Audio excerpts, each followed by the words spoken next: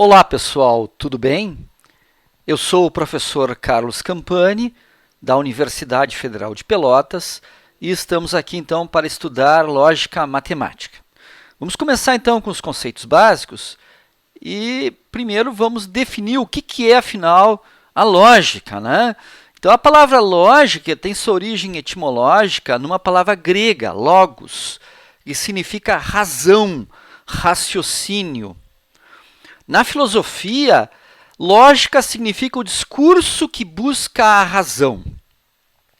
A lógica, em essência, ela estuda a relação de consequência que regula a relação entre premissas e conclusão de um argumento válido.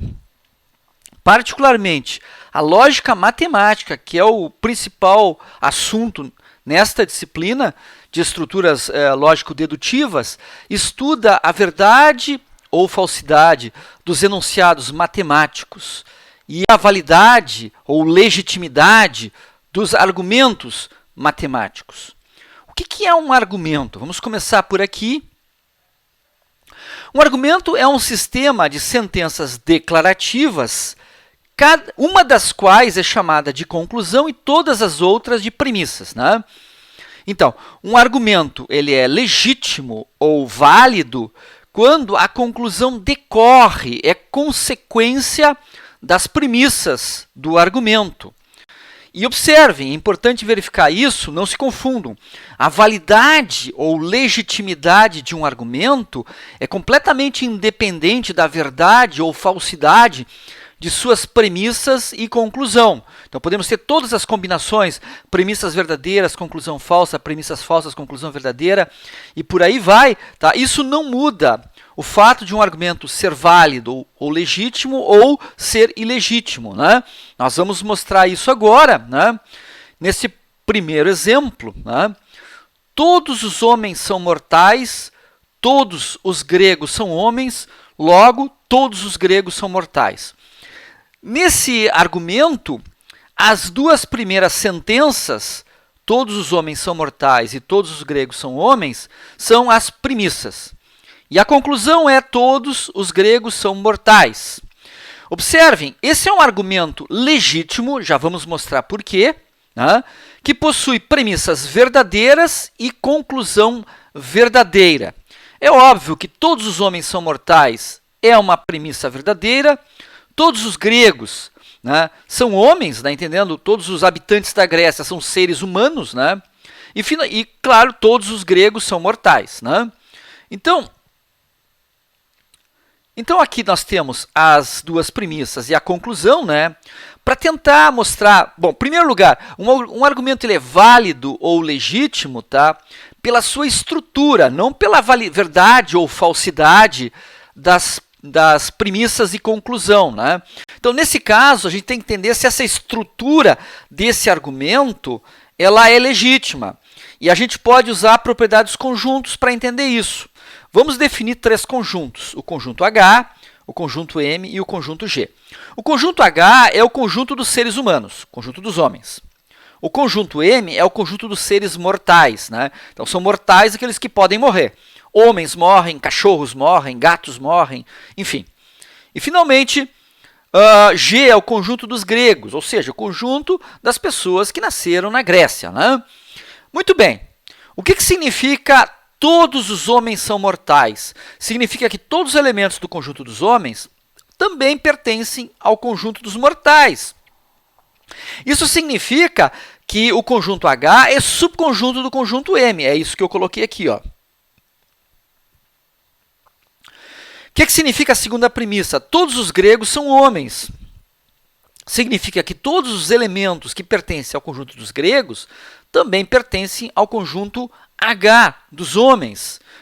Ou seja, o conjunto G é subconjunto do conjunto H. É isso que eu coloquei aqui. E observe que o que está dizendo na conclusão é que o conjunto G dos gregos ele é subconjunto do conjunto M dos mortais, é o que eu coloquei aqui.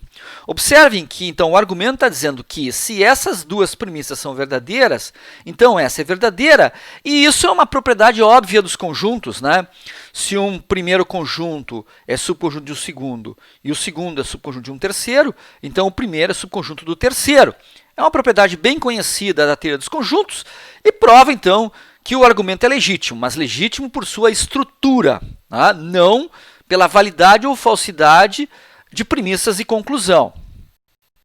Vamos ao segundo exemplo. Todos os homens são mortais, Sócrates é homem, logo Sócrates é mortal. Tá? Então, as premissas são os dois primeiros enunciados, a conclusão é o último enunciado. Esse nós vamos ver é um argumento legítimo, e com premissas evidentemente verdadeiras e conclusão evidentemente verdadeira. Para se ver se esse argumento é legítimo, nós precisamos, além de definir os conjuntos H de homens e M de mortais, precisamos de um elemento que pertence ou não a esses conjuntos, que é o elemento que eu vou representar como S, que é o Sócrates, a pessoa Sócrates, né? o filósofo Sócrates, né? Então, vai ser representado pela letra S minúscula, né? E os conjuntos mortais e homens pelas letras H e M maiúsculas. E o que o argumento está dizendo, né? Todos os homens são mortais, significa que o conjunto H é subconjunto do M. Sócrates é homem, significa que S pertence ao conjunto H, é um elemento do conjunto H. E a conclusão é que Sócrates é mortal, ou seja, S pertence a M. Isso aqui é uma propriedade trivial da teoria dos conjuntos, é uma propriedade dos conjuntos fácil de entender, né? Se S pertence a H e H é subconjunto de M, significa que todos os elementos de H também estão em M, logo S pertence a M. Então, por sua estrutura, né, nós mostramos através de propriedades dos conjuntos que esse argumento é legítimo. Este argumento aqui, todos os homens são hábeis, todos os primatas são homens, logo, todos os primatas são hábeis. Esse é um argumento legítimo, já vou explicar por quê, com premissas e conclusão falsas. Tá? Vamos ver. O que eu entendo como hábeis? Hábeis seria as pessoas que têm, ou seres, né, que têm alguma habilidade muito especial. Por exemplo, a habilidade de desenhar um quadro magnífico, um grande pintor, a capacidade de compor uma grande sinfonia, ou tocar uma obra clássica, né, de Mozart, Beethoven num piano, por exemplo, né? Então, isso seriam seres hábeis, né? E primatas seriam aqueles seres vivos, né, que pertencem a esse grande grupo de seres vivos, né, chamado de primatas, que ali se incluem os macacos, gorilas, chimpanzés, orangotangos e os homens, né, que a biologia classifica, né? Então, os homens dentro desse grande grupo dos primatas junto com os macacos. Né? Então, o que está dizendo esse argumento? Todos os homens são hábeis. Isso é falso. Nem todo homem é capaz de desenhar uma grande obra de arte ou tocar uma grande... tem alguns homens que são inábeis, né? Não têm essa capacidade. Então, isso é falso. Todos os primatas são homens. Né? Bom, todos os homens são primatas, mas todos os primatas não são homens, né? Porque dentro do conjunto dos primatas, né, nessa grande grupo dos primatas, nós temos gorilas, chimpanzés, etc. Né? E a conclusão, todos os primatas são hábeis, obviamente, né, que é falsa. Então nós temos premissas e conclusão falsas. Por que esse argumento é legítimo? Basta ver que ele tem a mesma estrutura daquele primeiro que nós mostramos, né? Todos os homens são mortais, todos os gregos são homens, todos os gregos são mortais. Tem aquela mesma estrutura que a gente mostrou aqui em termos de conjuntos, né? Apresenta a mesma estrutura.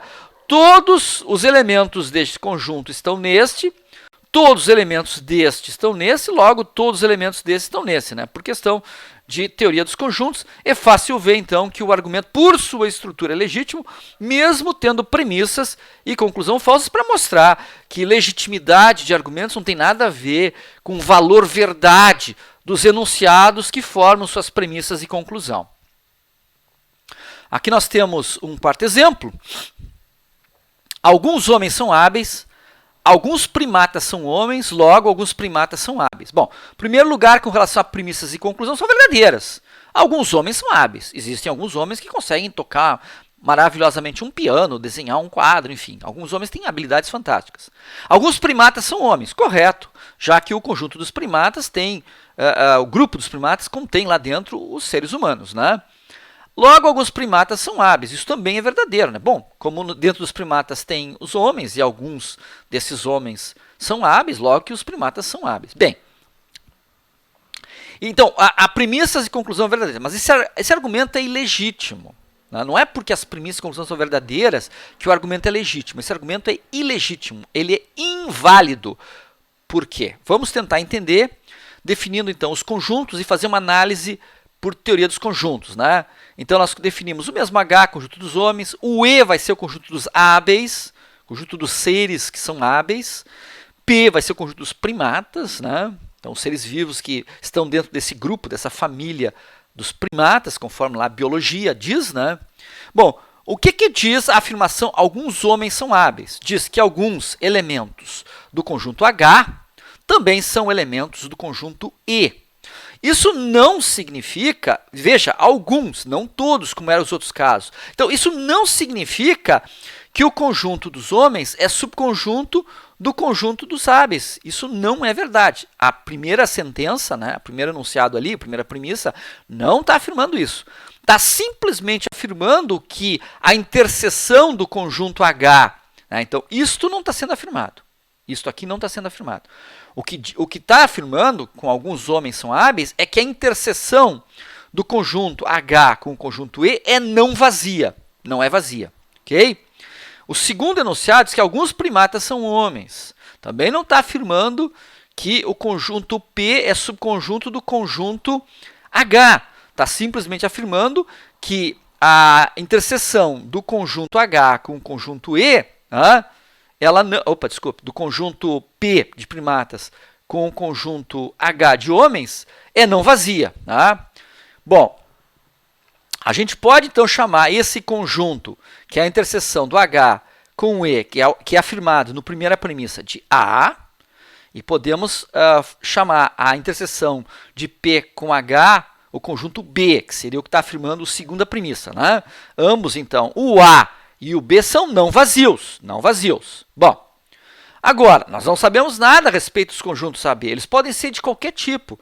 O enunciado não está determinando como são esses conjuntos AB.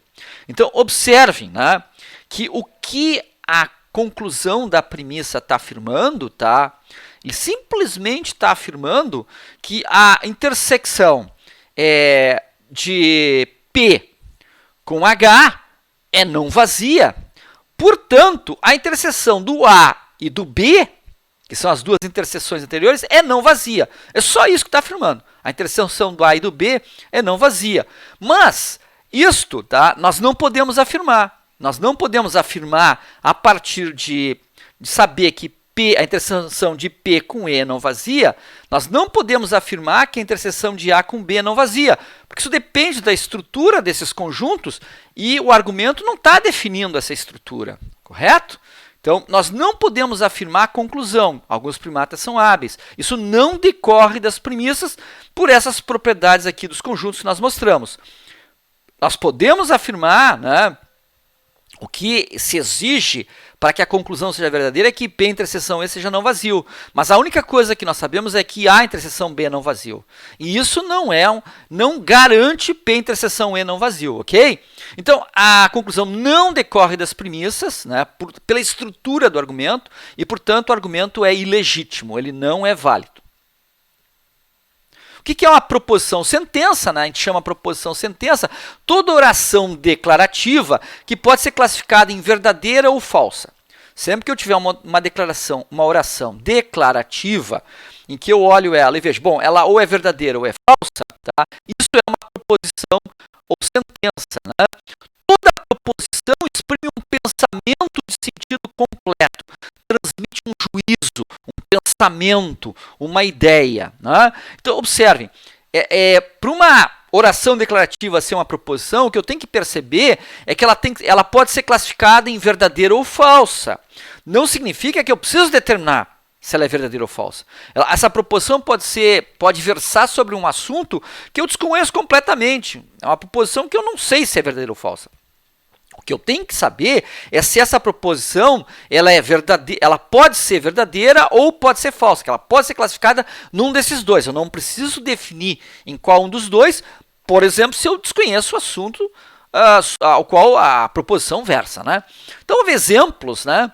Primeiro exemplo, Recife é a capital de Pernambuco. Óbvio que isso ou é verdadeiro ou é falso, né? Não interessa se é verdadeiro ou falso. Então, é uma proposição. Nesse caso, é verdadeiro, né? Então, é uma proposição. Basta verificar se é verdadeiro ou falso. 7 é maior que 5. Óbvio que isso aí só pode ser ou verdadeiro ou falso. É uma proposição, inclusive verdadeira, né? 10 mais 5 igual a 3. É uma proposição, porque ou é verdadeiro ou falso. Neste caso, é falsa, né? Vamos ver o quarto exemplo, né? 5 vezes 3 mais 1 não é uma proposição, não denota um valor verdade, né? Verdadeiro ou falso, valor verdade, verdadeiro ou falso. Não denota um valor verdade. Denota o quê? Essa expressão denota um valor numérico, 25, mas não denota um valor verdade. Portanto, ela não pode ser classificada como verdadeira ou falsa e, portanto, ela não é uma proposição, não é uma sentença. O quinto exemplo, 2 pertence a R, conjuntos reais, interrogação.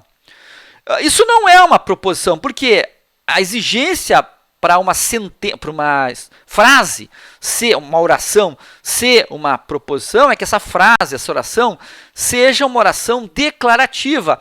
Essa não é uma oração declarativa, é uma frase interrogativa, não está sendo afirmado nada, né, para se dizer se é verdadeiro ou falso. Está sendo feita uma pergunta. Então, isso não é uma proposição.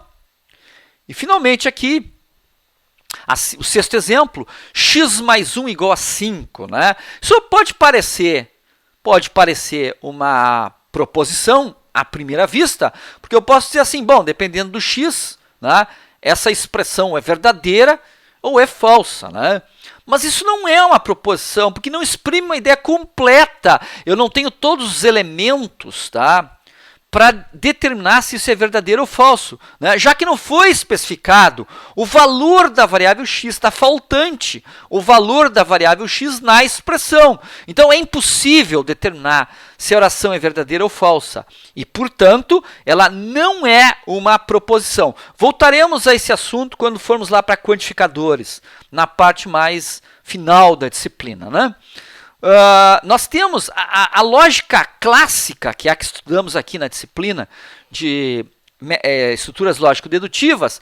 Ela tem 2 princípios fundamentais ou basilares, né? O primeiro princípio é o princípio da não contradição. Ou seja, uma proposição não pode ser verdadeira e falsa ao mesmo tempo, né? Ou ela é verdadeira ou ela é falsa, nunca as duas coisas. Né? A gente diz que uma proposição que é verdadeira e falsa ao mesmo tempo seria uma contradição. Né? O segundo princípio fundamental é chamado de princípio do terceiro excluído. Diz que toda proposição ou ela é verdadeira ou ela é falsa. Nunca se verifica um terceiro caso, sempre é um desses dois casos. Ou verdadeira ou falsa, nunca um terceiro caso, ok? Então é o princípio do terceiro excluído. Bom, o primeiro princípio diz que não pode haver uma contradição, algo que é verdadeiro, uma afirmação que é verdadeira e falsa ao mesmo tempo. Chama isso de contradição. Por que será que nós não podemos permitir a existência das contradições na lógica, né? A gente pode mostrar que a existência de contradições leva à possibilidade de se deduzir absurdos, coisas sem pé nem cabeça. Nós vamos dar um exemplo aqui com uma pequena provinha, vai ser a primeira prova que a gente apresenta na disciplina, é uma provinha em 6 passos, né? Então, essa provinha, nós vamos pegar uma contradição, tá? A gente vai usar a contradição. Sócrates morreu em 399 a.C.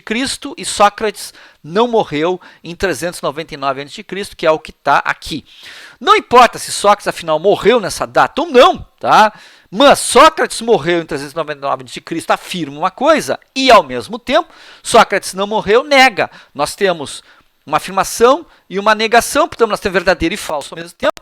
Isso é uma contradição. E nós vamos fazer uma prova e mostrar que se pode deduzir a partir dessa contradição uma afirmação totalmente absurda. A bengala está no canto da sala. A bengala está no canto da sala. Isso não tem nada a ver, tem pé nem cabeça, né? Mas vamos provar isso, tá? Então a prova, como eu disse, tem 6 passos. Estão aqui.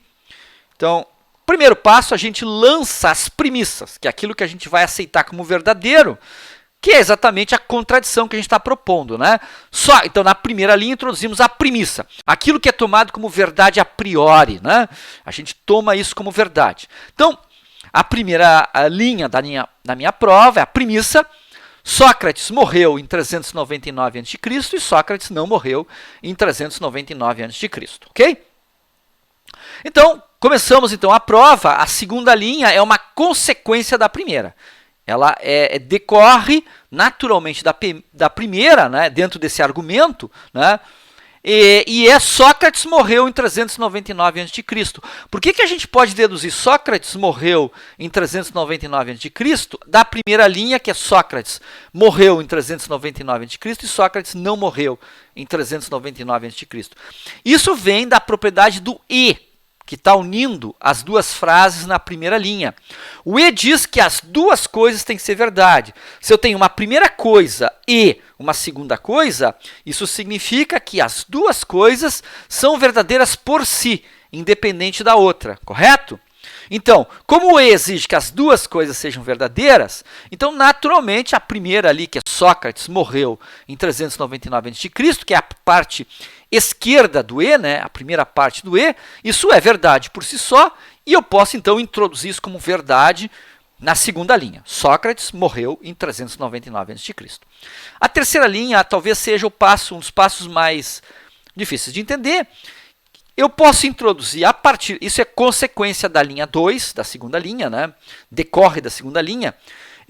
Eu posso introduzir a seguinte proposição: Sócrates morreu em 399 a.C. ou a bengala está no canto da sala. Por que eu posso introduzir isso a partir do 2? Porque o 2 eu sei que Sócrates morreu em 399 a.C. é verdade. E existe uma propriedade do ou, que eu estou usando ali na terceira linha, o ou, né? Alguma coisa ou outra coisa. O ou é verdade. Para o ou ser verdade, basta que uma das duas seja verdade. Ou a primeira ou a segunda sendo verdade, o ou é verdadeiro. Então, o que eu faço? Como eu sei que Sócrates morreu em 399 a.C., eu posso fazer um ou disso com qualquer coisa que eu queira. E eu escolhi a bengala está no canto da sala. Como a linha 2 diz que Sócrates morreu em 399 a.C. é verdadeiro, então a terceira linha naturalmente decorre da linha 2, né, da anterior, e é verdadeira também. Na quarta linha, é a mesma coisa que eu fiz na 2, né, a consequência lá da primeira linha, só que em vez de pegar a primeira parte do e, eu pego a segunda. Já que o e, para o e ser verdade, ambas têm que ser verdade, então na segunda linha eu peguei Sócrates morreu em 399 a.C.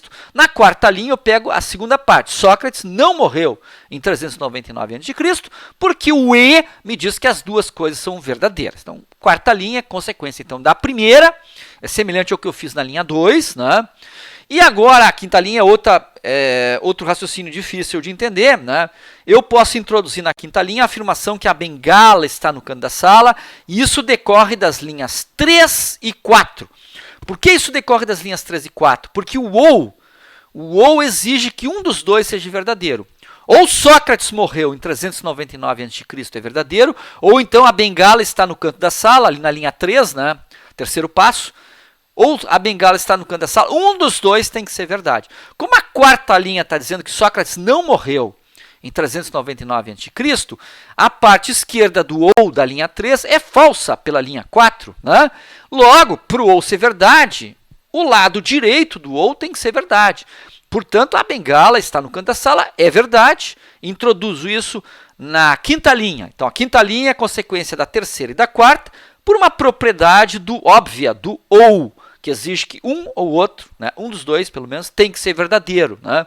E está aprovada, a prova está aprovada, está concluída a prova, está aprovado então o meu argumento. Né? A partir de uma contradição, a gente pode dedos e qualquer absurdo, qualquer coisa sem pé nem cabeça, como por exemplo a bengala está no canto da sala. Bom, o condicional ou implicação é uma estrutura muito importante, que vai aparecer muito, né? O que é o condicional ou implicação? É uma oração declarativa do tipo se alguma coisa, então outra coisa. Isso é chamado de condicional ou implicação. Qual é o significado que eu dou para CP, então que? Tá? O condicional ele declara que se P é verdadeiro, então necessariamente Q deve ser verdadeiro. Mas o contrário não está sendo afirmado, o contrário não é necessariamente verdade. Se o Q é verdadeiro, isso não significa que o P tenha que ser verdadeiro. O condicional ele tem uma direção, né? Ele tem uma direção, né? Essa direção do P para o Q. Né? Ele é unidirecional. Né? Então, se o P é verdadeiro, então necessariamente o Q tem que ser verdadeiro. É isso que o condicional afirma. Exemplos, então, de implicações condicionais. Primeiro, se é dia, então há luz. Né? Então, isso é um condicional, uma implicação óbvia, né?